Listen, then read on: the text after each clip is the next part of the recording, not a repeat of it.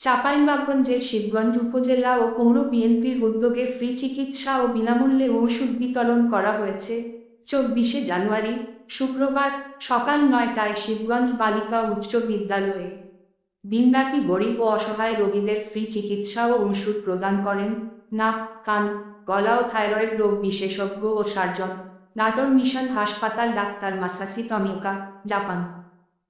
BNP চেয়ারপারসনের উপদেষ্টা, সাবেক এমপি, বীর মুক্তিযোদ্ধা অধ্যাপক মোহাম্মদ শাহজাহান মিয়ার পক্ষে ফ্রি মেডিকেল ক্যাম্প ও বিনামূল্যে ওষুধ বিতরণ কর্মসূচির উদ্বোধন করেন পৌর বিএনপির সাবেক সভাপতি আলহাজ শফিকুল ইসলাম। জাপান থেকে আগত ডাক্তার মাসাসি তমিওকা উপস্থিত সকল নেতৃবৃন্দকে ধন্যবাদ জানান।